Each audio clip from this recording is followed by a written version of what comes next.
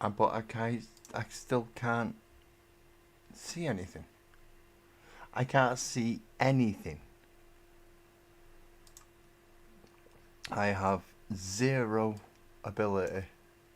There we go. Do not know what happened then.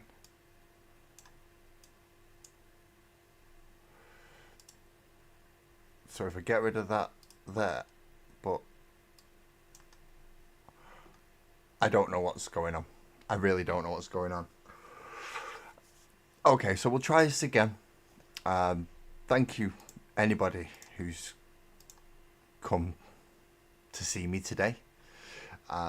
Thank you, whether you're on portrait mode or you're on the full horizontal mode. I don't know what's happening. And I don't know why it's not behaving like it should. I'll just pop in Discord now and let everyone know. To restart the stream. Hopefully that's now going to work. I've got a brew that's just appeared from nowhere as well, which helps. That's nice. Right. Bring the camera back in. Make sure I'm roughly where I need to be. And we'll take it from there. So, again, good evening everyone. Welcome back to Lazy Mini Painting, because we have tried this a couple of times already. And I don't know why it's only working right here. How you doing, creature? How you doing, creature? I know I need to rename a lot of stuff. So, can I do it on the fly? That's the main thing. Can I do it on the fly? So, live. There should be one that's currently live. Let's delete that one, because it is not coming, is it? It should have already started. And if we edit that, try 3, which is actually now try 4, isn't it? But it's close enough. It's close enough, and at least it works. Hopefully I can now... Nope. Still can't do anything. Yeah, Combat Patrol Serious Issues might be a good idea to rename it. But I'm definitely going to have to come and join the portrait mode. Otherwise, none of this is going to work. And this is just going to complete rubbish. Apparently, I've only got one live going at the moment. I don't believe it's that one. It's all just gone wrong. It has all just gone wrong. So let's start it, shall we? It's gone wrong, so the best thing we could do is start. So, on Wednesday, this morning even, I got issue 73, which we did get a sprue of Imperial Guardsmen. Now that's going to tell us how to make them, but we need more sprues next week. So we'll skip that bit until next week and just do the reading bits. So we'll start with 72, which is last week's issue. And of course, it's going to make you go through all the painting bits, every bit. So all the white stuff or anything that's been done Mechanicus standard grey and that needs a white highlight. So skulls, Terminator's helmet, grey hair. You're going back over with the white scar that you got last week. Any of the browny yellows, anything that's been done in the Avalon Sunset, will then get Aerial yellow. And that goes for bloody everything. So anything that's had yellow or grey. So even in some areas they're even highlighting greys even further, which is fun. White scars on some of the smokestacks and the ribs and things for Tyranids, and again eyes and little globuly bits. They're always fun. And that'll be your Tyranids, looking quite rather dapper if you've done that. Again, Chaos Space Marines is the same thing. Black gets highlighted with grey, grey gets highlighted with white, and any yellows get highlighted with Aerial Yellow.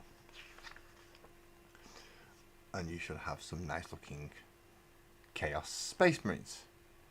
See, pretty little guys, other than a bit naffed in the head. Again, with Genestealer Cults, these are going to take a lot more yellow. As you can see, they have like oil drums and signposts and lights, lots of lights. And that should leave you with, hopefully, some nice looking Genestealer Cults. That's just with 2 paints, going over a lot of highlighting. Again, Bonds of Honor, which I don't read. We'll get part 17 this time. But that's a story that, if you get the magazine, please read that. This is the one bit I don't read, because it's a continuing story. I do apologise for anyone in chat, anyone who's watching. I'm having big technical difficulties, and as Creature has put in, it should be called Combat Patrol Serious Issues. So I might just go back in and do that now, you know.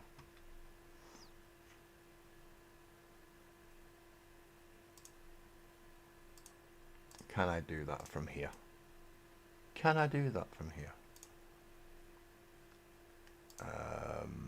Probably. Probably. I should be able to edit.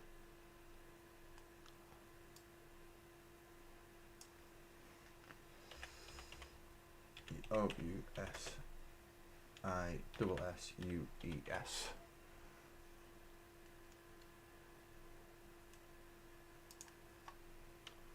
Let's put that in brackets. And we'll save that again. That's better. That's better.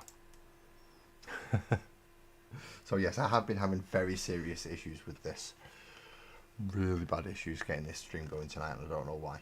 I hope I don't have the same issues tomorrow. I don't even know if this is running in both modes, to be quite honest. It should be, but I don't know if it is. Not much I can do now. So on to the first reading bit. We have what is called Combined Arms. Now what's this all about?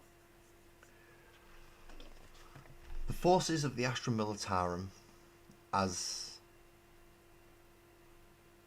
as diverse as they are huge. An attacking force will combine the best in personnel and equipment to form an unstoppable line of soldiers, machines, weapons, and fit for any situation. Ooh, that's nice. Yeah, it is, Graham. I've been having issues with this one. I don't know why it is. I can't even do anything with the half viewable chat box, which is just bizarre. EB, cheers, homie. Thank you for coming in. Yeah, I still don't know what's going on with a lot of the stuff that's. I mean, I've had to redo the sources and everything for this stream. So let's put everything back in the right order, shall we? Yeah, there we go. So we're going to learn about the Astra Militarum and what they build up. The armies of the Astra Militarum fight with overwhelming numbers and vast spread of specialists and equipment. Their armies are so large that sometimes entire regiments are raised, with each soldier sharing a similar speciality. However, on the battlefield, most forces are combined arms regiments, containing a wide range of troops with a mix of equipment and fighting styles. Overhead, shells whistle and raw as the artillery rained down death on the enemy. Heavy weapons filed deadly shots deep into hostile territory. Columns of armoured vehicles thunder forwards, churning up the ground as they crush enemy positions and units under their armoured chassis. So just run them straight over, splat. Nice. Meanwhile, in the Legion of Doom, Meanwhile, wave after wave of infantry rush towards the foe, heedless of their own safety and sure in the knowledge that their special forces will have already infiltrated enemy lines while the attack intensifies. So in other words, they've got a lot of meat for the grinder. It's what they do. It's what they do. Buzzard, good evening, mate. Good evening. Yeah. Now that I'm actually live after all the issues, doesn't help, but I'm here now. I am. So down in this corner here, it tells us about one of the carriers, which is the Valkyrie Assault Carrier. Valkyries are carrier gunships that are crewed by some of the best and most daring pilots in the Imperial military. With their heavily armoured fuselages, Valkyries are ideal for swooping in close to the enemy, where they can use their devastating fire to maximum effect. They can also offload troops, if I remember rightly. They should be able to. But that's the combined arms. But with the combined arms, as it said, they throw aircraft, which they already talked about the Valkyries. The Astra Militarum are supported by the transports and assault aircraft of the Imperial Navy. But they also field their own squadrons of light, fast aircraft. Some, like the Valkyrie, can deliver troops to their target, conduct strafing runs on enemy positions, or unleash barrages of missiles. Then we have the next one, the one that I like. I've got tanks. Armoured vehicles. The Astra Militarum has a wide range of armoured vehicles and tanks. Oh boy, do they. Oh, in here, what loads. Some, like the Rapid Taurox. I think I've got one of them. Yeah, I've got one of them. Are used to quickly deliver troops into combat, where they dismount and fight. Whereas others, like the Mighty Baneblade, got one of them as well, are formidable weapons that can break enemy lines and fortifications. Yeah, that's because it's just bristling with guns. It's just got guns upon guns upon guns, and it's massive. I think it's like 5.5 inches wide and about 8 inches long. So 8 inches front to back, 5.5 inches wide. It's got a big footprint. And you can get about 4 Lehman Russes in the same area without sponsons. 3 if you've got sponsons. Which, let's face it, in this edition, you're gonna have sponsons. You don't pay for them, so you might as well take them. Other sections of the Astra Militarum are the artillery. Now, they do have, like, small artillery. Just something like, what are they called? Mortars. That's it, mortars. And then they get the big artillery, which is what they've put there on the Krieg version. As the mass ranks of the Astra Militarum make ready to charge, batteries of explosives are used to soften up enemy positions. Behind the lines, auxiliary teams work tirelessly to keep up a furious barrage raining down on enemy positions. Meanwhile, armoured vehicles like basilisks bring even larger guns to bear. I don't like basilisks.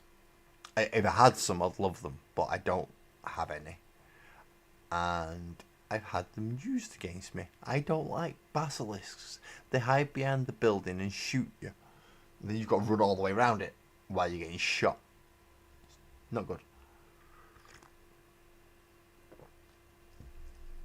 A bit of a brew. And finally on this section, we have Special Forces. Within the ranks of the Astra Militarum are many units of Special Forces.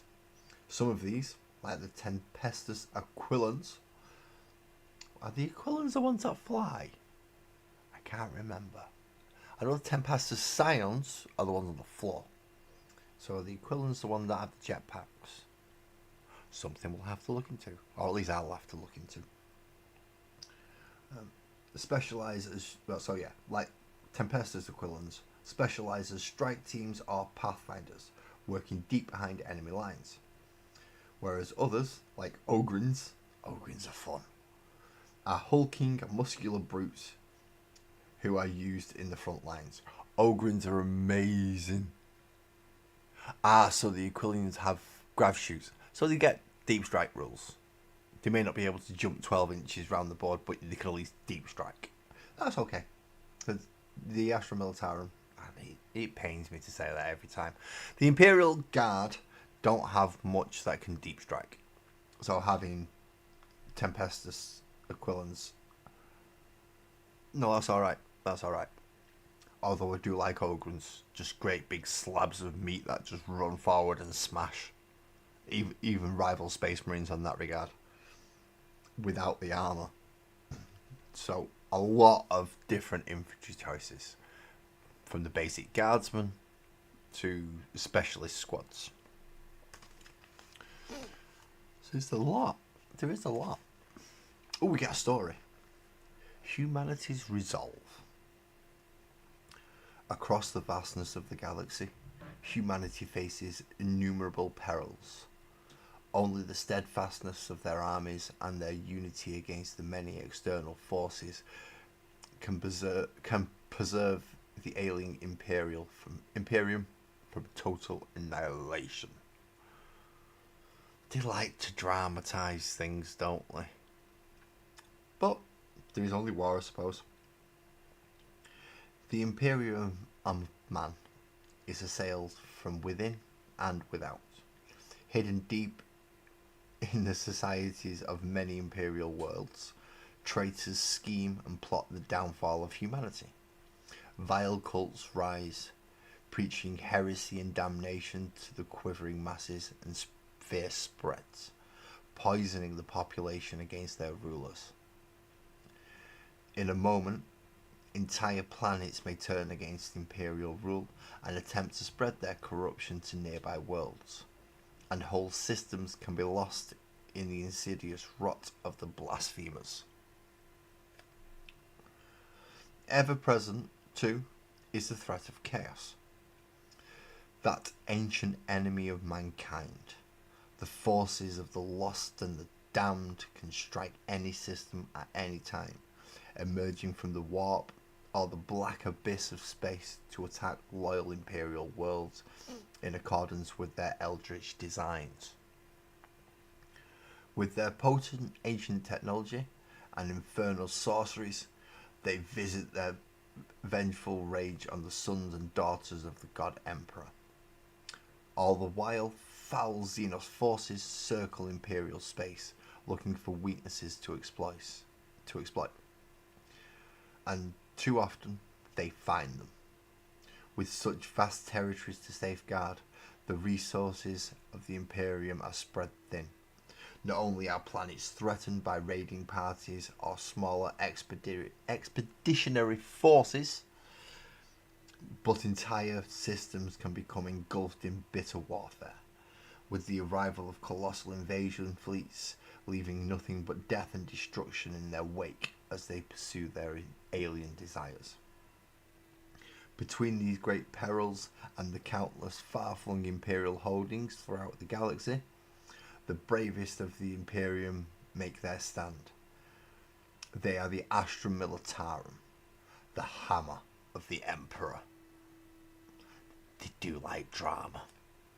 So in this little picture here, they've actually got Rogal Dorn battle tanks, alongside some nice Cadian infantry, some heavy weapons platforms, even a scout sentinel or two, facing 3 Black Legion Chaos Space Marines. So 2 tanks, 2 walkers, heavy weapons teams, and just, pardon me, standard infantry against 3 guys in power armor. I don't think the Black Legion's winning that one. Oh, we've got a big map. Okay. We have big map. Big map. Let's see what he says about this map. A galaxy of war. The command staff of every segmentum, sector, and subsector are assailed daily with desperate requests for aid. Cult uprisings, traitorous coups, xenous predation, and the never-ending litany of heretic invaders be a... What on earth is that word? Staccato tattoo upon every astropathic station across the Imperium Sanctus. The segmentum solar itself suffers more from within and without at any time since the Horus Heresy. So here we've got a key. So we've got, if it looks like a castle like that, it's a segmentum fortress. If it's got a little flag like this one with the cross in it, it's glorious victories of history. And if it's got essentially wings with a number, it's a current major war zone. So we've got lots of them all over the place, and I don't think you could find them. So we've got segmentum fortresses. We have Barca down here in the galactic south. We have Hydrafer over here in the galactic west. Cypramundi in the galactic north, also in the Imperium Nihilus. We have Ka Duniash, also in the Imperium Nihilus, but further in the east. So there's not too many of them. Of course, we also have Mars and Terra there, right in the middle of the segmentum solar. So where are these numbers? We've got a 1, which they've put as redacted, and it is the Thyrus Paterna. No idea what that is. He's not telling us. But that's very close to Earth. That's a bit too close to Earth for it to be comfortable. And we have number 2, which again, too fucking close to Earth. That has been redacted. That is Norada 7. Okay. So 1 and 2 we don't get to learn about because they can't be bothered thinking up the law for it. Well done, idiots. But 3 is there. So it's right at the Cicatrix Maledictum, which is Vigilus, the campaign that was pretty much for 9th edition. Vigilus, the Bastion world of Vigilus comes under heavy attack from Abaddon. He's the War Master for the Chaos. Endless units are poured into the nightmarish conflict, but no matter how many resources are committed, the outlook looks bleak. And that's because it's one of the only corridors to get from the nice side of the Imperium to the not so nice side of the Imperium. Where's number 4? 4 is here. 4's not too far away from Armageddon, which I believe we'll be going back to in 11th. I like that because it's Orcs involved and Space Marines involved, and I have both. So 4 is Rafnar subsection 4C. Deep underground, a heated war rages on Rafnar sub 4C. No sooner are the insurrectionist workers guilds defeated than a greater enemy arises from the depths, and now this unknown foe battles against Imperial troops in the cramped mine workings. So they're fighting on a mine world. Yeah. That's alright. Steel Legion. Armageddon Steel Legion. Which I'm not happy about because essentially Krieg have stole their look and I've just nicked everything that they should be getting for the Armageddon Steel Legion. We have number 5, which is here again, stupidly close to Terra. And this is Gorence. Oh, that sounds orky. It is orky. The Orcs fall heavily on the Gorence system in a maelstrom of violence and destruction. Nearby planets are hastily emptied of their troops as every available resource is used to counter their attacks and repel them from Imperial space. It's in between Catachan and Terra, so probably not a good place for them to be. You've also got Necromunda around there as well. And I'm sure Fenris is not too... Oh no, Fenris is up there nearer to Armageddon. Captain Gaia King! Welcome in, man. Welcome in. I'm assuming then that things have finished over on the other one. And thank you for popping over. We're looking for where number 6 is taking place as a current major war zone. Which in this case is in the Ultima Segmentum. Which is... Where's Macragge? Yeah, Macragge's there. So you got the 500 worlds. Which is Bobby Gilliman's area of space.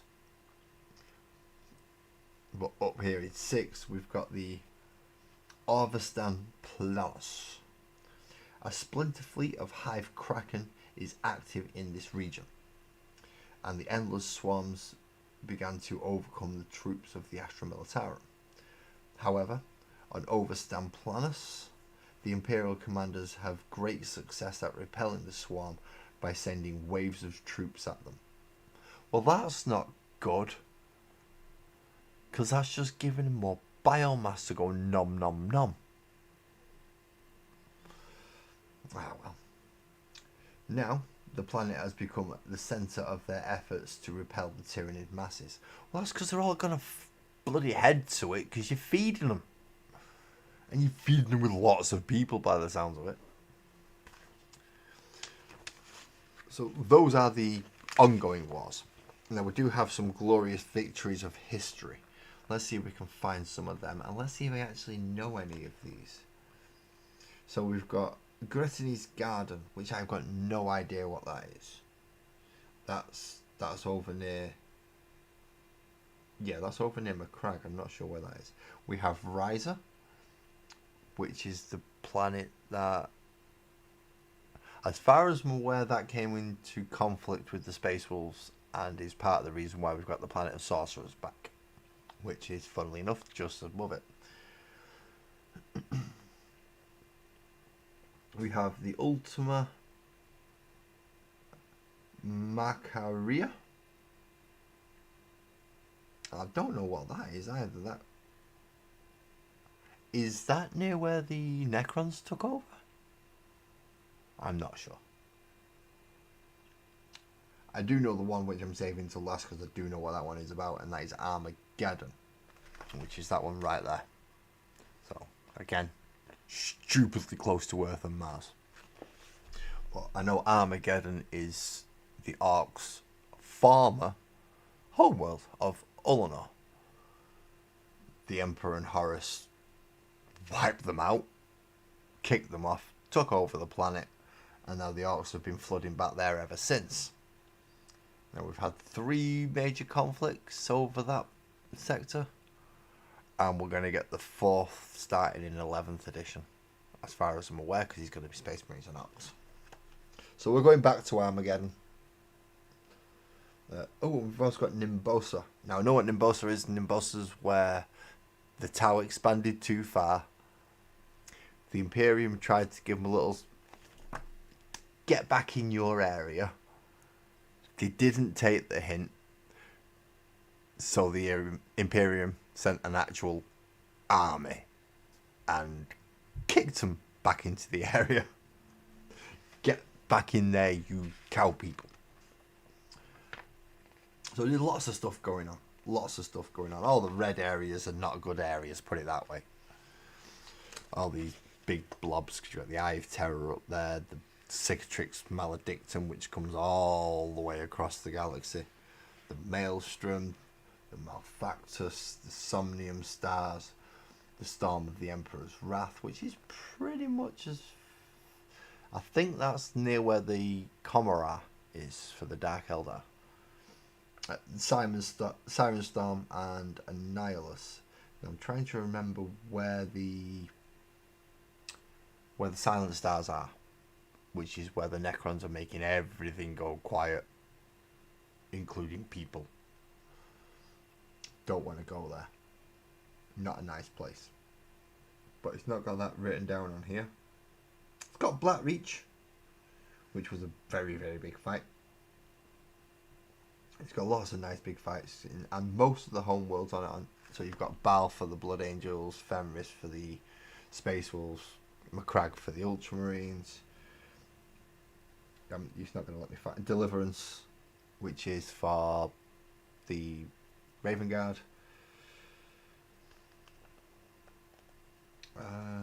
There's others. Rimworld, which is the Crimson Fist, I think. Yeah, Crimson Fist. Where's Nocturne?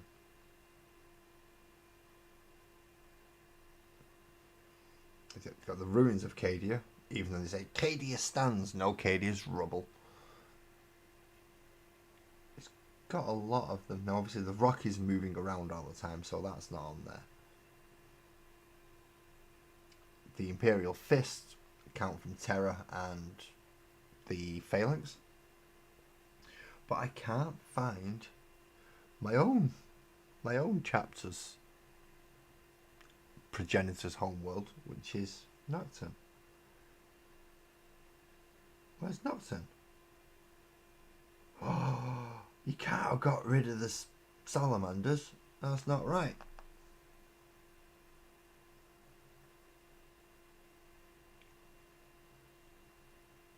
Nope, I can't see it on there anywhere. So apparently we're not allowed to know where the salamanders are. What a bunch of dicks. But it's give us Krieg. Even though the Armageddon Steel Legion is better. Is a lot better. Next page. Worlds United.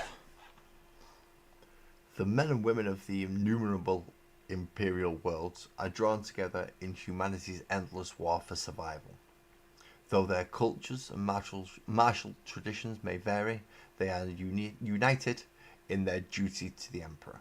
So we have various different types of guardmen. The main ones you'll see are the Cadians, which we got the command squad for. We've got part 1 for the standard troops. Part 2 comes next week, when I'll put them all together. And then we'll be getting heavy weapons squads, artillery squads, and lots of Cadians. That's what we'll be getting through this magazine. Cadians are quintessential soldiers of the Imperium. Dauntless, tough, and uncountably numerous. They are the masters of massed attacks, utilising artillery, armour and infantry to overwhelm enemy positions. Some of the most storied and honoured commanders in the entire Astra Militarum hail from Cadia, and the pride of the Cadians matches the respect that they receive from the other troops in service to the Imperium. Yeah, but Cadia still got blowed up. Next one, we have Attila. The barren plains of Attila are home to the preeminent horse cavalry of the Astra Militarum, the Attilan Rough Riders. They carry grenades and sidearms, but their most feared weapons are their hunting lances. They are famous for mass charges that have been known to break the lines of even the hardiest of foes, but they can also see service as scouts and small patrols, harrying and outflanking enemies with their speed and guile. So yeah, they still use horses. Like 38,000 years into the future, they've still got horses. Joey, yo man, what's up? I think you'll like the fact that you still use horses in warfare when you've got laser guns and planet destroying missiles and bioweapons that'll just strip a planet clean. Humans still ride horses. And now we come to Krieg. Now these have been the most popular of late, just because I think everyone's sick of Cadians. Cadians have been the standard Astra Militarum force for ever, really. The world of Krieg is a grim and blasted wasteland, contaminated with innumerable toxins and radiation. The dour men and women that hail from this nightmarish hellscape are able to withstand the harsh conditions of some of the most grueling battlefronts in the galaxy. They are trained from birth for combat, and even in an organisation like the Astra Militarum, they stand out for their callous disregard for their own lives and welfare. The other reason I like Krieg like shovels. Kriegs use shovels. Sod your knives, screw your guns, I've got a shovel. So I'll use that.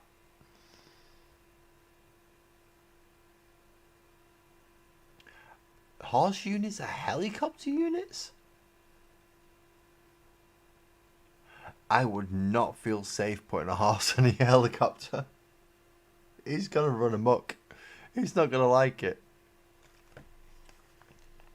So those are the main three that they're telling us about now. They've not told us about Catachan, which are jungle fighters. As we've already been told up there by Creature. We also have the Armageddon Steel Legion, which are some... Yeah, they give Krieg all this... Yeah, these are the hardiest and can fight in anything. I'll send Steel Legion in any day to do that. They fought Chaos, they fought Orcs, and they've won. Kind of. They kicked them off the planet for a bit, and then they came back to start again. Ooh, new campaign. Astra Militarum versus Space Marines. The Astra Militarum and the Space Marines both fight to defend the Imperium against many foes, but each has their own chain of command and their own aims, which can sometimes bring them into conflict.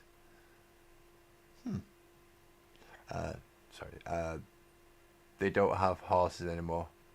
Just historically, the old horse cavalry units. Ah, right. So all the old horse cavalry units have been given helicopters instead of horses. Hey, if it works, it works. Can't argue. So in this mission, they're going to want you to use Clash of Patrols. To play a scenario in this campaign article, you will need Clash of Patrols, a combat patrol mission called Clash of Patrols. If you've been collecting it, it's filed under G, Core Missions number 1. And it's the really easy one. It's one where you've got 20 inches between each front line.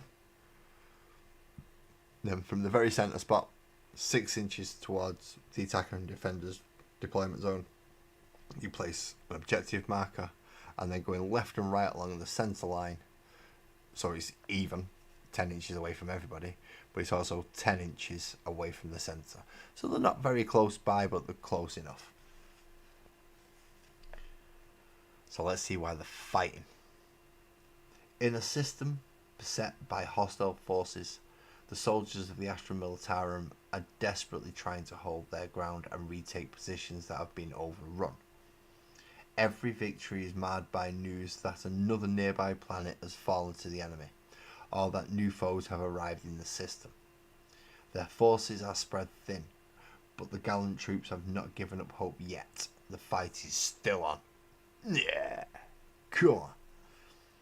Meanwhile, the forces of Space Marines continue their search for ancient archaeotech in this system, an effort that could swing the direction of a number of conflicts across the galaxy in their favour.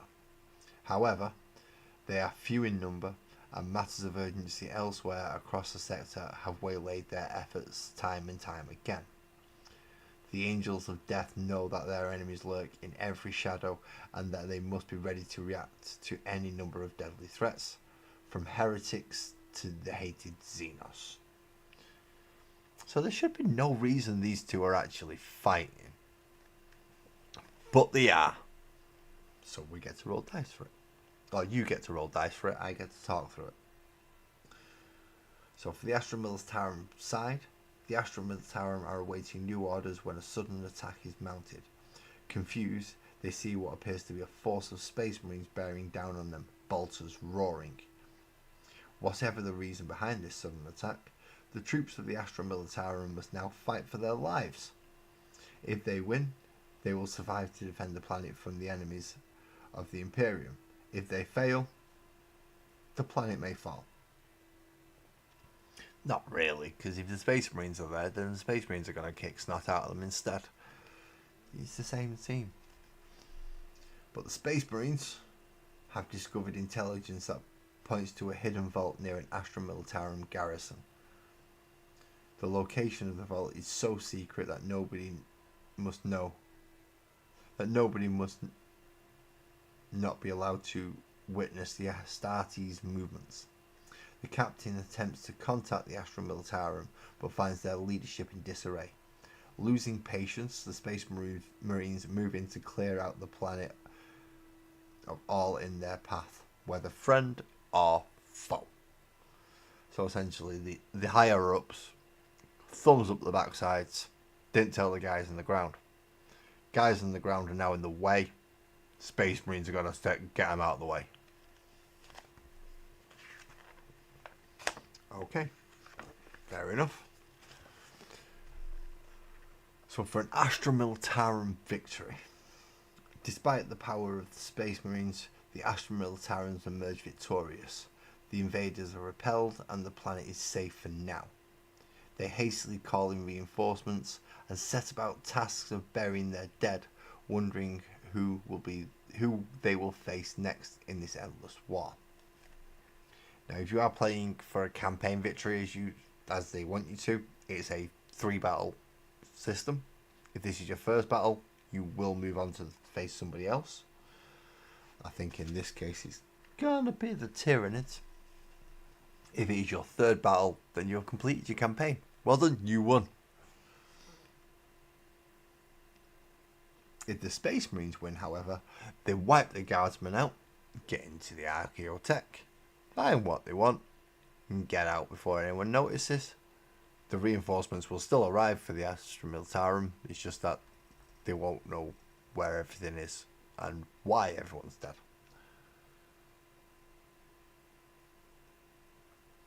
That's nice.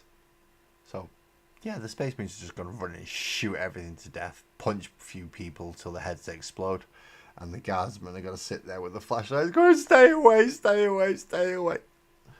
And hopefully it works. Don't think it will, but you never know. If you are lucky enough to win as the Astra Militarum, though, you would then move on to a second fight, and in this one they've put you against the Tyranids. Any battle between Astra Militarum and the Tyranids inevitably turns into a grueling meat grinder. As the seared ranks of humanity's brave soldiers do their best to hold back the endless hordes of Xenos beasts. So this one is going to be Core Mission 6. So rather than playing across the 2 long ones, you're playing across the 2 short edges. And you do have an objective marker within your own deployment zone. As well as 2 more objective markers in no man's land that are 16 inches along the centre line away from each other. 8 inches from the centre point each. So in a system beset by hostile forces, the soldiers of the Astra Militarum are desperately trying to hold their ground and retake positions that have been overrun. We've read all that. We just read all that literally a couple of minutes ago. So it's the same thing. Hope's not yet gone. Let's go fight on. That's what that boils down to.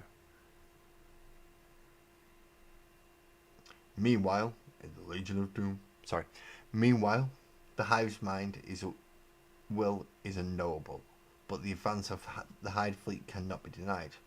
They charge through this system, consuming all they can and crushing everything that resists, for they rampage across battlefields in numbers too vast to ignore. And few can halt their crushing stampede. If the Tyranids cannot be stopped, no one will survive, and all will be consumed by the ravenous appetite of the Great Devourer. So, this is going to tell us why the actual 2 units are fighting. The Astra Militarum. Sensors pick up a passing tendril of a Hive fleet in nearby space. But before the Astra Militarum dare hope that it was passing them by, intelligence comes in indicating that some of the creatures have landed nearby. A patrol is hurriedly pieced together and set out on a simple mission. Destroy the foe and send a message to the hive mind that this planet will cost them dearly should they wish to take it. If you're playing as the Tyranid side though, the hive mind directs a patrol to converge on a world nearby held by Astra Militarum. Whether this is a ruse, a diversion, or attack all on its own, none can tell. The ravening beast makes straight for the opposing force of soldiers, and is soon apparent that they have murder on their mind, whether their ultimate goal, or it seems that today they aim to make the greatest impression they can on the foe. So there's no real rhyme or reason why the Tyranids are trying to go nom nom nom, but it is happening. I need to change that over to the live chat as well, otherwise I don't get to see all the messages. Once again, if you have been victorious with the Astra Militarum, the Tyranids begin to thin out and retreat, and soon the last of the beast falls. The victory was hard won, but the troops of the Astra Militarum are no strangers to impossible odds and deadly missions. This was a great victory, and the dead can rest easy, assured that their sacrifice was not in vain. If the Tyranids win, however, the Tyranids swarm over the bodies of the fallen Astra Militarum soldiers, and soon they are no more. Only fuel for the hive mind's great designs.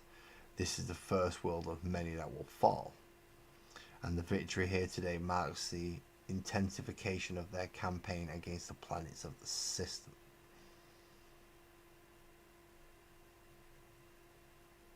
Again, if this was your third battle against the Tyranids and you won, well done, campaign victory. If not, go on to fight one of the other armies. Same thing with the Tyranids. Now this is a very short issue. It's a very, very short issue, and it's mostly just going over the bits of highlighting and painting. So it actually tells us what we're going to get in this issue, which is part 1 of the Cadian shock troops, an Astra Militarum units, and a new scenario. Ooh, okay. And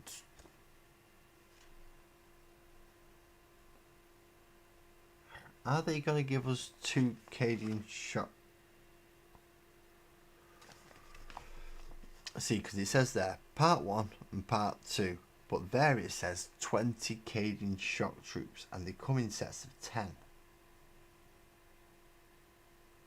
So does that mean I've actually got enough on this sprue to make 10 Cadians? And does that mean that on Wednesday next week during the day, the earlier streams, I'm going to be making 20 Cadian shock troops? I don't like the sound of that. That just sounds friggin' horrible. 20 guys.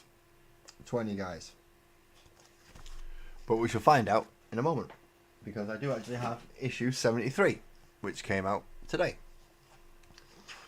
So in this, it's going to tell us how to build Cadian shock troops. It's going to tell us about Knights of Ruination and the fall of Cadia. It's also going to tell us the collection section, Astra Militarum units and Cadian shock troops, and then another campaign mission, which will be the third for the Astra Militarum against the Eldari.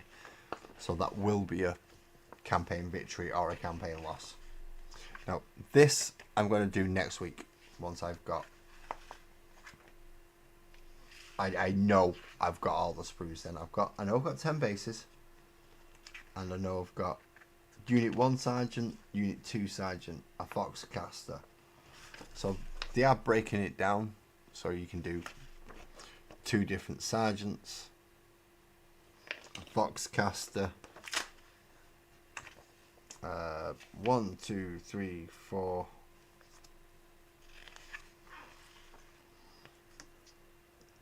a plasma gun guy, a flamer guy, and a melter gun guy, and then another 1, 2, 3, 4 las gunners.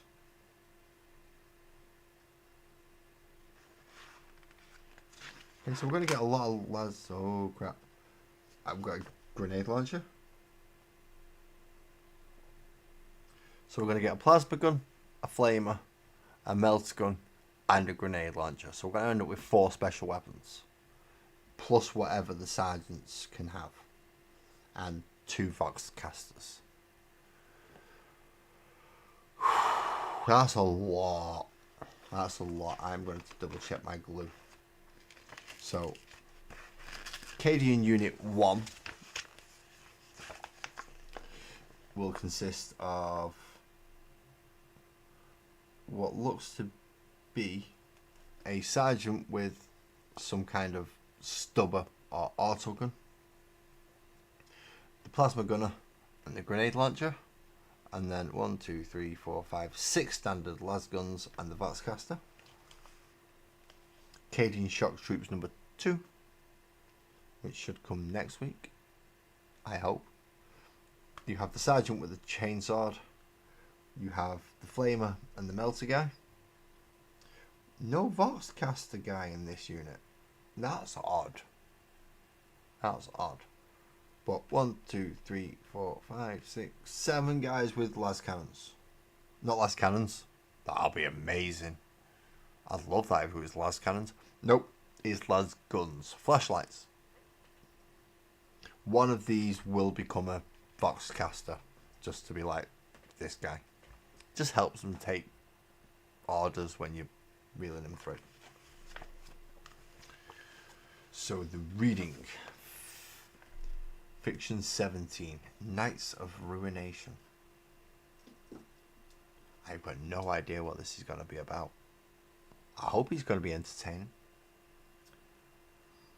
With twisted oaths of honour upon their lips, fallen nobles and wretched scions ride into battle from within cursed, warp-wrapped steeds known as Chaos Knights. These fell machines are haunted by the spirits of their former scions, and to pilot one is to accept an agonizing, lifelong fusion with the very machine itself. That does not sound like fun. Ooh, we actually get a story. Do we have quotations? Just so I know whether I've got female or male voices in my head. Because they do have speaky bits. Oh, it's a long bloody story, this one as well. We have machinery bits and female bits. Okay. Rip, crunch and tear the unworthy. The disembodied snarls of ancient heretic nobles resonate deep within the synapse of Lady Marin Kethis's mind, as the neural jacks upon her skull interface with the infernal workings of her Chaos Knight. Rend their mortal flesh and sunder their armour, lest you drink deep of consequence. Warpick, prepare for combat drop. Kethis's Vox hailed to her fellow scions. We leave none alive. Beside her were 4 vicious war dog walkers, stamping and growling in their eagerness for battle. At her word, each one unleashed a voracious howl that filled the whole of the World Eater's vessel that had transported them here. The warlords Abominatus had embarked upon a bloody assault on the industrial world beneath them, and the warband had entreated Kethis to join them in the slaughter. The tension prior to the hunt always filled her with an unspeakable bloodlust, and the night rampages she piloted stirred restlessly in the confines of the drop casket that would soon speed them both onto the battlefield. Soon, slaughter beast, she spoke softly to the machine, as if to placate its violent impulses. We will reap a fine tally this day. Pistons hissed and gargantuan bulkheads opened, and the drop caskets thundered towards the planet's surface, tearing through the blankets of smog and smoke that concealed their arrival. She and her hounds would soon join the battle. Yeah. They've arrived on World Eater's ships. I'm happy already. Crunchy, crunchy, smash, bang. That's what the World Eaters do. Hydrate. Talking makes your mouth dry.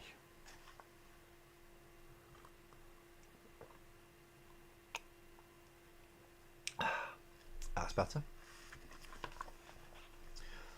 As the drop caskets broke through the firmament, the field of battle rushed towards them at dizzying speeds.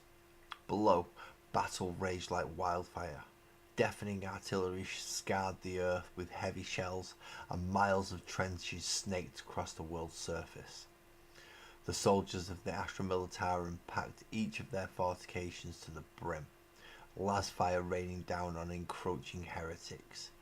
Fighting alongside the humans were the vainglorious Ultramarines, who were charging to meet the World Eaters in vicious melee. The field is rich, Kethis hissed to her retinue over the Vox links. Let us hunt. The very ground itself trembled as diabolical war machines made impact on the scar-racked battlefield. The Imperial forces, not immediately turned into red mist in the wake of the landing, were thrown violently into dirt and buried beneath it. To Cathis's left stood Agriath and Halieth, piloting Malignance and Clawbite. To her right were Giannis and Veren, piloting Profanus and Malevolence. I can't even say that. I can't even speak tonight. I'm sorry, people. Around them, Kharonite warriors surged forward into the Imperium's defensive formations. Changeblades locked in bitter combat. A storm of bolter and lasfire converged on the newly arrived knights, and they roared in defiance as they charged into the fray. Before Kethis cowered Cadian soldiers, terror filling their eyes as they attempted to scramble back to their trench. With a swipe of a warp strike claw, they were quickly erased in a red smear. Their screams snuffed in an instant. Knights, forward! Kethis barked. She was soon answered by a sound of heavy treads and the whine of chain cannons spinning up. Malignance and Malevolence relished the order, their heavy chain cannons filling the air with a punishing hail of heavy munitions. Before them, scores of Cadians were shredded, whole platoons falling like wheat before a scythe. Gurgling, distorting laughter choked across the local Vox network as the spirits within their fell machines howled with sickening delight. Clawbite and Profanus had broken ranks upon the order, charging forward to the first of many trenches that lay before them. Their talon-like feet crushed the trench walls with ease. Profanus swung a slaughter claw into the trench wall, impaling two humans on razor-sharp talons. Bolter fire thudded off the armoured shell of Clawbite, and the best turned with unerring speed to meet it. Ahead, 5 Ultramarines charged towards the trench, their chain blades whining as they fired upon the knight with heavy bolt pistols. The Reaper chain talon mounted upon Clawbite's arm spun with a bestial growl of his own, and Clawbite swung it to meet the oncoming Space Marines. The blood-stained teeth bit deep into ceramite, and sparks flew before they gave way into arcs of crimson blood. Ooh. Not very nice people, these ones, are they? Ahead of the attack, Imperial armour approached. Slaughterbeast drove forward to meet them, crushing several warriors locked in a bloody melee before them. Heavy plasma fired from the armoured sentinel sent shudders through the night, scouring its armour. The damage was superficial, but she would avenge the insult nonetheless. Slaughterbeast reached out with a claw and grasped the sentinel's frame, the immense force buckling the machine's armour easily. The knight swung its Reaper chainsword around in a huge arc and into the armour of the sentinel's cockpit. The blade's teeth and the Imperial armour burned white hot for a moment before the blade sliced through completely. Kethis had only an instant to savour the screams of the pilot before another sound cut across them, a deep, mechanical voice bellowing across the battlefield. "Face me, heretic! This world will be your tomb!" Slaughterbound turned its gaze to meet the challenger. Adorned with the blue of hateful ultramarines, a redempt dreadnought stood before her, its weapons poised in readiness. "A challenge must be met. Accept." Kathis's mind jolted in agony as the voices spoke. "Uphold our honour, lest you drink deep of consequence." Kathis spurred her knight forward in response, swinging Slaughterbeast's chain weapon around to strike. The loyalist war machine dodged her attack with surprising agility, and her weapon buried itself in the earth where it had just been standing. Cursing, she fought to free the chain blade as its spinning teeth churned the ground below. The dreadnought unleashed a gout of fire from its heavy flamer, engulfing Slaughterbeast in flame. The ancient geist shrieked in outrage, and Kethis finally wrenched the chain weapon free. The momentum of the action carried the blade in a wild, swinging arc. It struck a blow against the dreadnought's armoured plating, sending the machine reeling backwards. Even as it fought to regain its footing, the Astartes war machine unleashed a hissing salvo of Icarus rockets, each connecting with Slaughterbeast's armoured chestplate in a firing conflagration. Lots of reading today. Lots of reading. Buffeted by each blow, the knight staggered back across the battlefield, and Kathis snarled. The heavy stubbers upon Slaughterbeast's shoulders open-fired in retaliation, punching holes in the thick plumes of smoke enveloping the night. "Cut the Astartes down, Scion. You will honour your oath."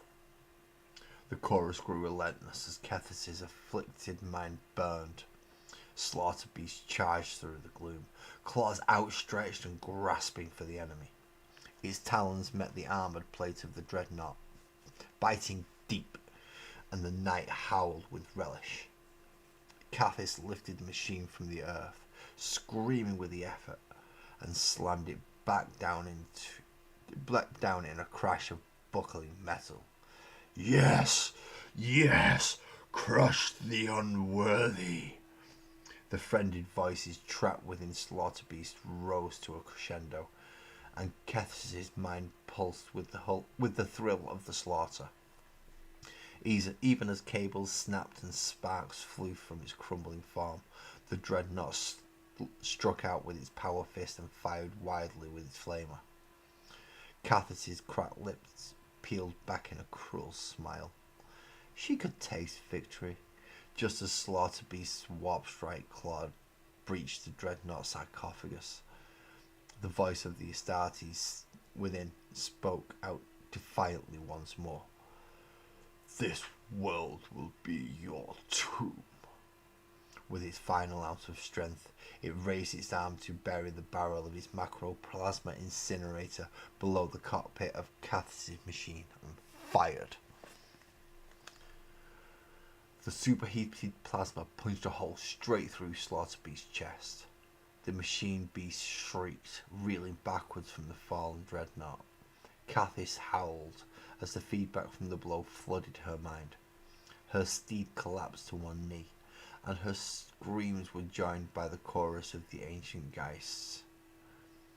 Some wailed in grief, others in pain, but all in fury. "You have failed, Scion. You dishonor your noble house. You have failed your ancient line." Jolts of pain shot through Kathy's body as the neural jacks in her skull and spine violently disconnected. Her throne mechanicum was failing. No, it was rejecting her. Her body contorted and twisted, bones snapping and flesh tearing. She screamed until the last of her breath left her in a rattling wheeze. The last thing she heard, her synapse racked with torment, was the judgment of Slaughterbee's former masters. "Drink deep of consequence, Scion. You are unworthy of your steed." We just got a Night Story. That was fun. We got Chaos Night Story. It killed and slaughtered. It was awesome. I like that. Kethis, so long to you. You got took out by a dreadnought. Sorry, pardon me. There should be no reason why a Chaos Knight actually gets taken down by a dreadnought. Macro, Plasma, Incinerator or not. The Knight should have won that fight. But, for the purposes of storytelling, no. The Ultramarine managed to get a boom boom and take out the Knight. Nice story though. Next story. Well, let's see what we've got. Oh, we get the naming of the troops and stuff soon. And another mission. Yay. But before that, we find out about the fall of Cadia. Creed orders the last stand against Abaddon's forces during the fall of Cadia, which is what this little picture is here. The fortress wall of Cadia stood strong for thousands of years, a formidable imperial bastion against the teeming horrors that emerged from the Eye of Terror. Sorry, bear with me one moment. Oh, drink. Yeah, definitely need a drink. I've got pain. Pain isn't good.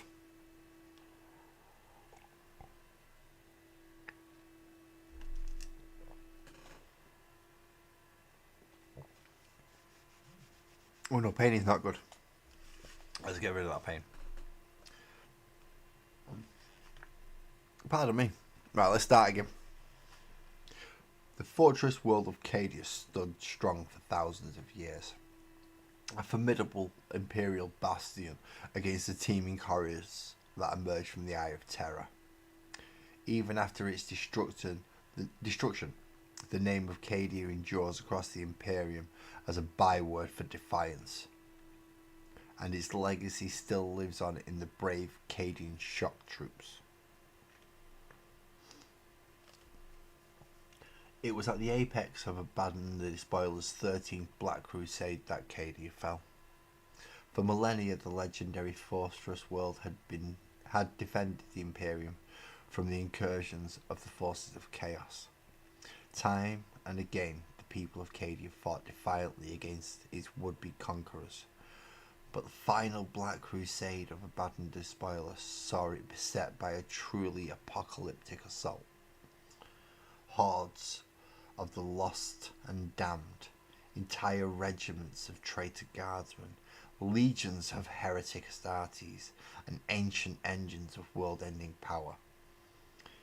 Despite the odds, the Cadians would not relinquish control of their world easily. The Cadian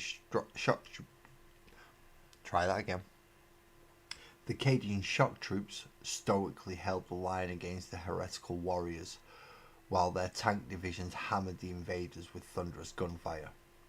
The forces of chaos were unleashed in numbers not seen since the Horus Heresy, but the Imperial lines held to the last.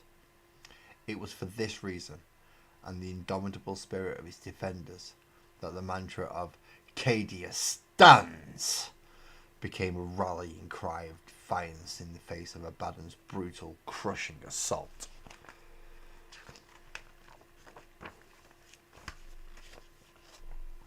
Once the colonel of the Cadian 8th, Ursarkar Creed, rose to the ranks of Lord Castellan following a series of assassinations of Cadian High Command at the onset of the 13th Black Crusade. Despite shoring up the planet's defences and calling upon reinforcements from the Sisters of Battle and the Space Marines, the planet would ultimately fall. It was when conflict on the world was at its bloodiest that Abaddon the Despoiler sent a colossal black stone fortress crashing into the planet. As the vessel struck with all of the impact of a meteor, its continents would shift, racking the surfaces with firestorms, tsunamis and hurricanes. In an act of selfless bravery, Creed vowed to remain to evacuate as many souls as possible. Of the billions deployed in defence of doomed Candia, only 3 million escaped, and the Lord Castellan was not among those evacuated. Though their homeworld has been utterly sundered, the will and resolve of the Cadians remains yet unbroken. Indeed, the loss of their homeworld has spurred many to fight the enemies of the Imperium with renewed fervour. Whether in full-strength forces of their own, or inducted into the ranks of other Astra Militarum regiments, the survivors of Cadia continue their fight on countless fronts across the galaxy. And also, the legacy of Cadia lives on, a true living legend among humanity's armies. The stories of Lord Castellan Creed's heroic last stand are told in trenches, barracks and officers' quarters across the Imperium. And it is often said that the planet broke before the Guard did. This mantra inspires resolve in the face of horrifying odds, and serves as a reminder that while a single Cadian soldier continues to fight, Cadia still stands. So this is going to be a rough idea of what we're going to get. So if I can bring it a bit closer. So we're going to get 2 units of guardsmen, a Cadian command squad, a sentinel walker, and 2 of the big ordnance teams. That's going to be the combat patrol for the Astra Militarum. So this is the point where we get to name them. Naming your models and units is a great way to build a connection with them and forge existing narratives. You can use the tables on the next page to create names for your Astra Militarum units, including the ones in the Warhammer 40,000 Combat Patrol collection, and any you add to your army in the future. I have crap loads. In fact, I might go get a box in a minute just to pull some out because I'm not entirely sure what I've got. But using the table names, you will roll 1 dice to pick the row. So row 3 in this case, and roll a 2nd dice to pick the column and find the name. So who are we actually naming in this one? These unit names have 2 parts. Roll to find the column and the row of the name you have generated, then combine the name you generated from the first table with the name generated from the second. So the first table in this case is Rahim. And we have loads of names for leaders and unit epithet. Yeah. So you could have Rahim Mattis, and despite the sheer number of soldiers deployed in the front lines of the 41st millennium, some rise above their peers and gain epithets befitting their actions or demeanour on battlefield. So things like faithful, evil eyes, immaculate, death wrestlers, unhappy few, tunnel rats, just best, watchers, Irredeemables, Meek and Mild.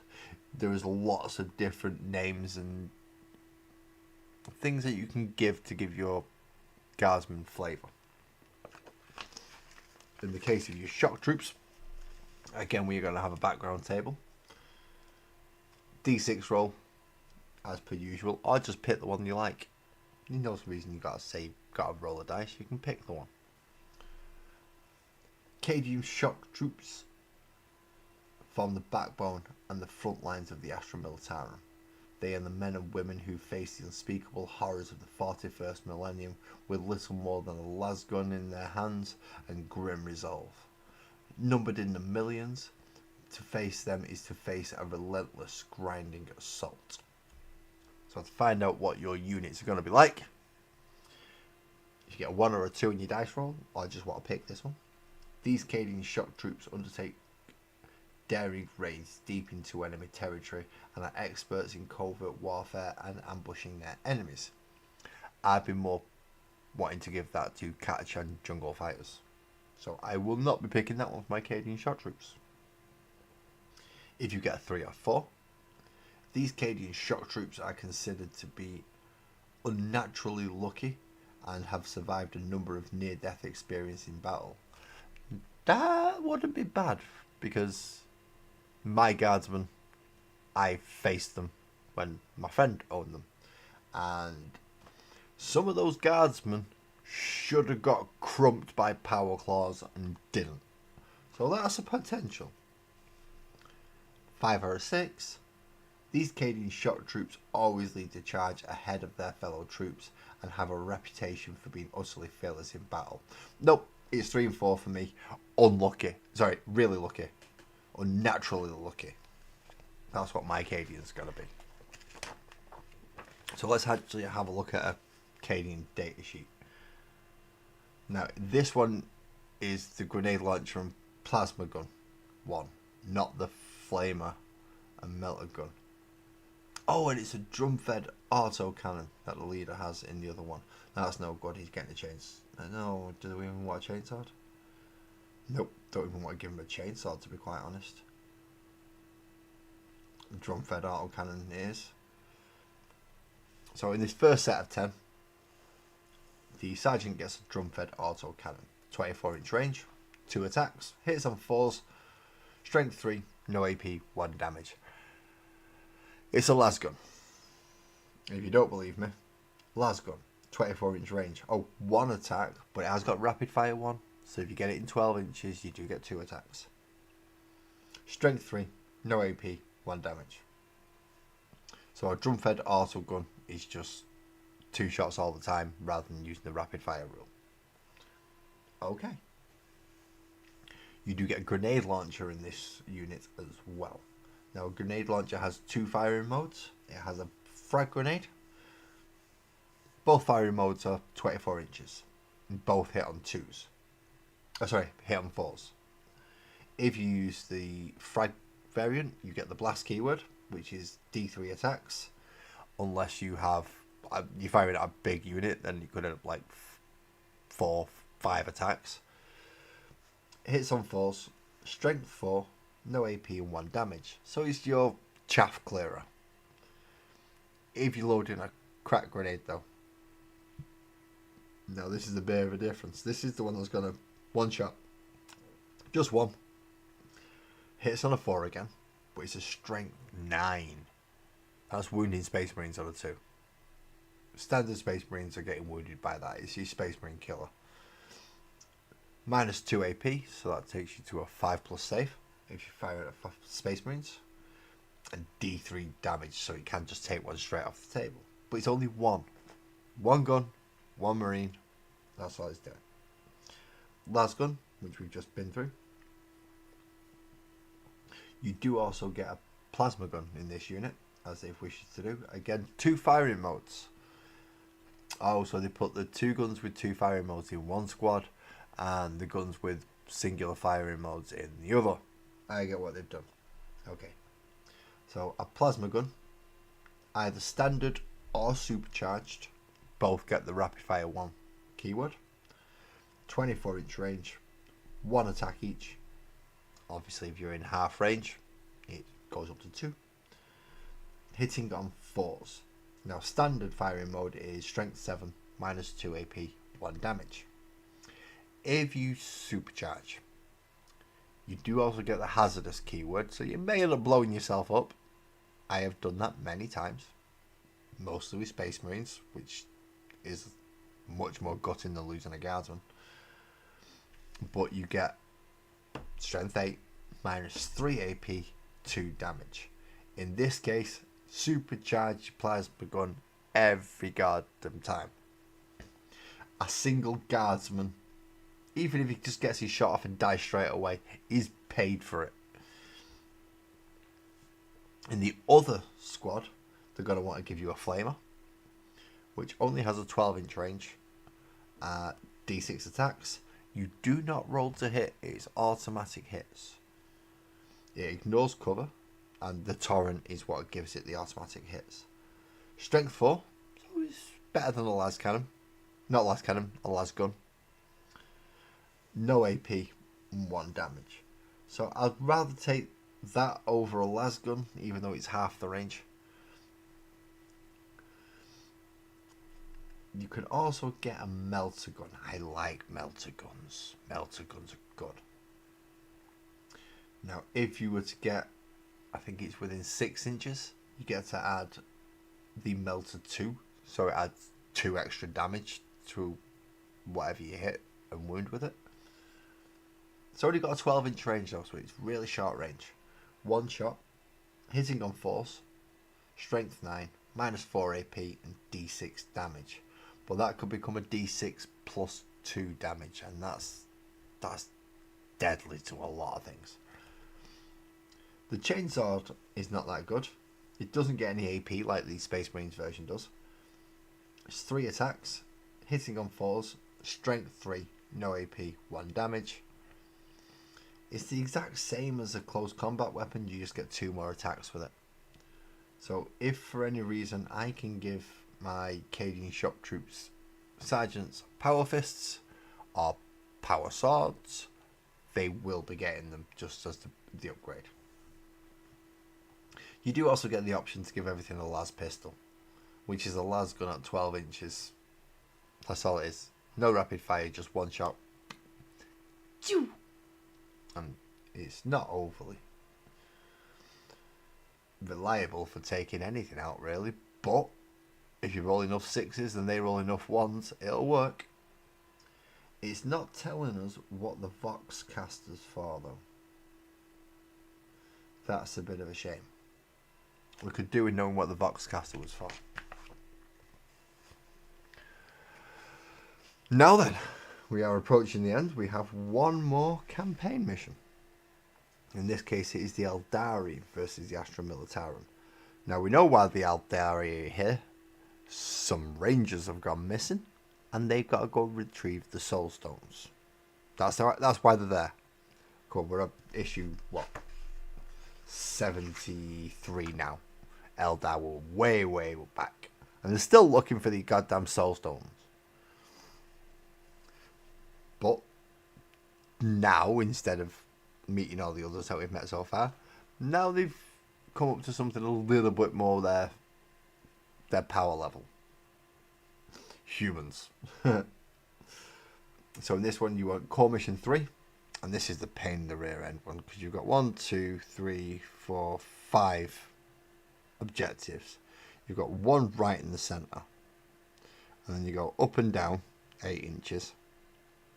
And then you put 1 in defender's deployment zone over here, and 1 in the attacker's deployment zone, 16 inches away from the actual center line. And then you put another one that's 8 inches away, but the opposite way. So it's kind of a bit of a lopsided thingy. Oh, are you alright, Twisted? I hope you're okay. You told me earlier on what was going to be happening with your... So, yeah, if you feel like you've got a mouth with that grenade just went off, That means that the Novocaine's worn off. Oh no, you said no anesthetic. No Chongyun on the bong. It's not going to help.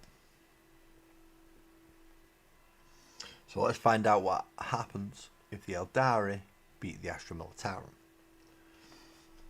The Eldari are investigating a lead in the search for their lost kin. So they're still not found any fucking Spirit Stones. Which has brought them dangerously close to Imperial territory. The Eldari know all too well that attempting diplomacy with the Imperium is often a fruitless task, and their forces mobilise ahead of an inevitable conflict. By defeating the Astra Militarum here, it will show any that stand in the path of the craft world will be swiftly destroyed and cast aside. They won't. They won't, because at this point you're actually supposed to have all your Eldari models. So you're going to have your artillery batteries that are just going to stand back there and go thunk, thunk, thunk, thunk, thunk. You're not getting near us. That's what's going to happen. The Astra Militarum in this system operate at the behest of the local planetary defence forces that desperately require their aid. Reports suggest a host of Eldari are mobilising, and a contingent of Astra Militarum are deployed to bring them down. With a strong show of force against the alien interlopers here, it may serve as a deterrent and send a defiant message that this world belongs to the Imperium.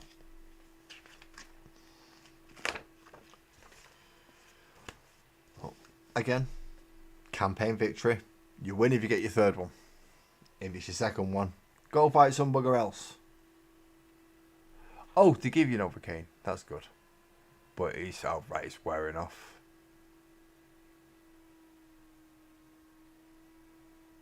Well, Novocaine's not too bad. That's what all mine's been done with. I've always been conscious, and even a root canal, which I've had 2 of. They just did it with Novocaine. They didn't knock me out. So it's not too bad. So, an Eldari victory. The Astra Militarum may have near limitless supply of soldiers to grind the enemy down, but even the belligerent forces of the Imperium occasionally recognises they are truly bested. The Eldari have driven the Astra Militarum back and stand victorious, but it is not a final victory, for the search for their lost kin or their Spirit Stones must continue. And if you need to go in for a further battle for the Eldari, then it's Campaign 32, Article H. If you've won 3 battles, oh, you've won. You found your Soul Stones. All your Rangers, if they're alive.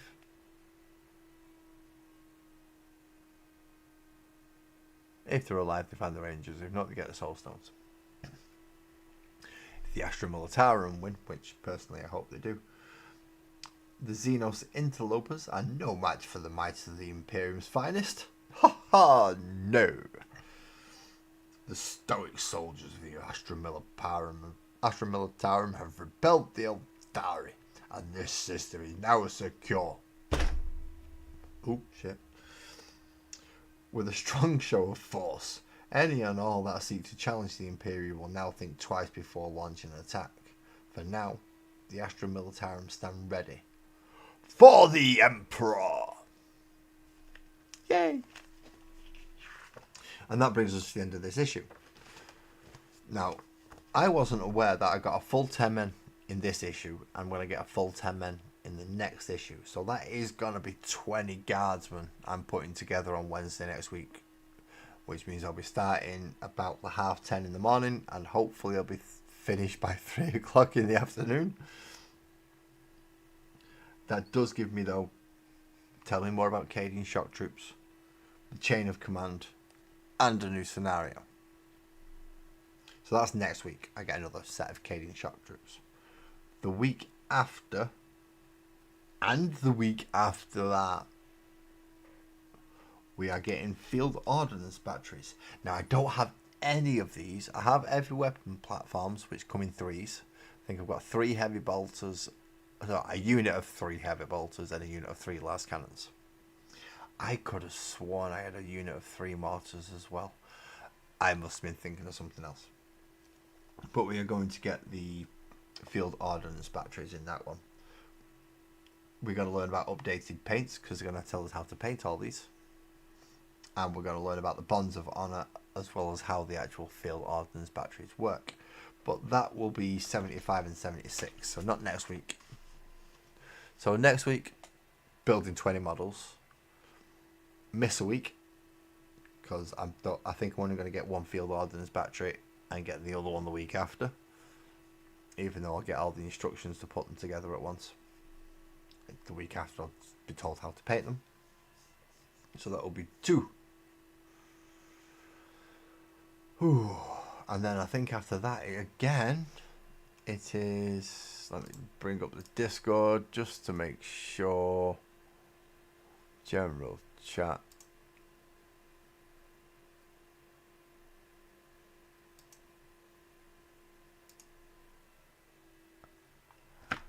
And if I limit it down to just images, it says you have 1,600 and something results. So let's see if we can put. No, limiting it down to Graham does not help.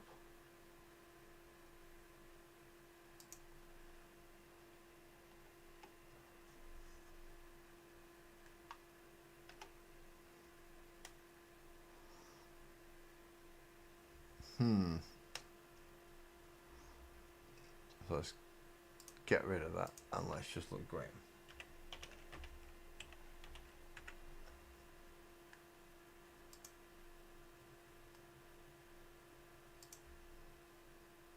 And let's see if this sorts it out and actually gives me what I want. I really don't want to have to scroll all the way back up to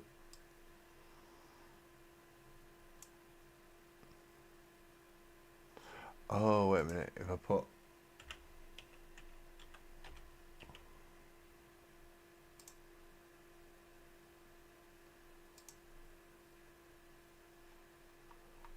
no, he's not even bringing it up when I got combat patrol.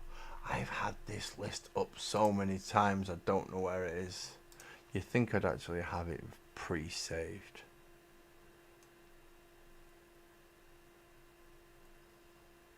Would make sense, wouldn't it? Unless that's it. Is that it? Nope. Is that it? No, that's Von Ryan Leapers. Is that it? No, that's the same one I just clicked on, you moron. That's more Tyranids. I know there is a list somewhere that will that's telling me what everything is.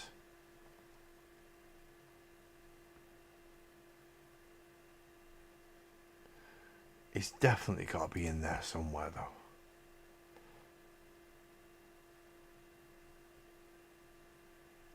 It's definitely got to be on there somewhere.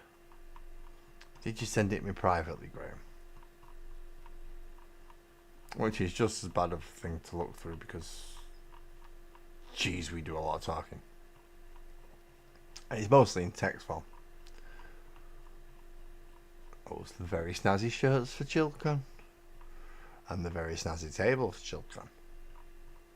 Anyone who is going to Chilcon this year, please say hello to our Graham.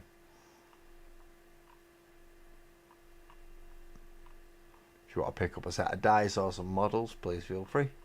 Sorry, the discount code does not work if you are doing it in person. That only works on the web store. I've only just gone back far enough to find the cats. The cats weren't that long ago. Oh.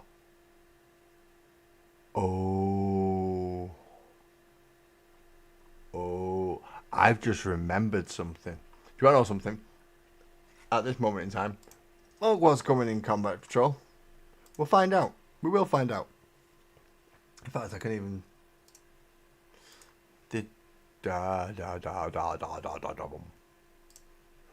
I believe Graham has sent me a picture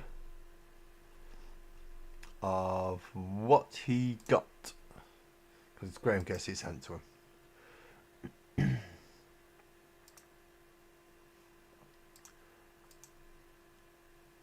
Right, so you got the Cadian Command Squad, 2 paints, and then you got the 20 Guardsmen, which means it's a double issue for Field Ordnance. You would need one of the Field Ordnances to find out what's coming next, which I'm pretty sure is the Sentinel. But, as I said, forget that for a minute.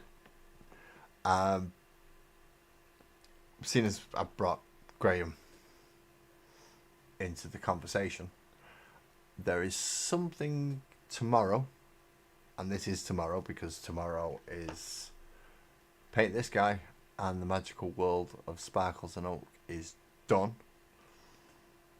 And that means Sparkles gets to open a present sent by Graham, and I have no idea what it is. I think he's hinted that it's to do with the diorama itself, but I don't know what it is. So while I'm painting this chappie tomorrow, Sparkles will be opening that present behind me, and I won't get to see what I'm doing, what it is or anything until after I've started painting. But that is something to look forward to, isn't it? That is something to look forward to. So it has only been about an hour and 40 minutes. I am sorry if it's a quick one, and so many technical difficulties starting this one up tonight. Hopefully I do not get them tomorrow. But please, if you've not already subscribed, please hit that subscribe to find out what's going on tomorrow. You'll get the notifications if you hit the little bell thing as well. And I look forward to seeing everyone tomorrow. It should be about the same length, about an hour and a half to 2 hours. So it shouldn't be too long. And we get to finish the Magical World of Sparkles and Oak tomorrow. Oh, that's going to be so strange. I don't know what I'm going to do next week. I really don't know what I'm going to do next week. I mean, I have plans, but certain bits haven't arrived yet, so I can't start them. It's going to be annoying. Either way, we'll find out when that happens. But for now, we still are doing the Magical World of Sparkles and Oak with Northan being the last character. And Buzz has got his own character now. Buzz has got his own character, which is fun. So thank you everyone for coming to join me. Please drive safe, and I will hopefully see you tomorrow night. So long.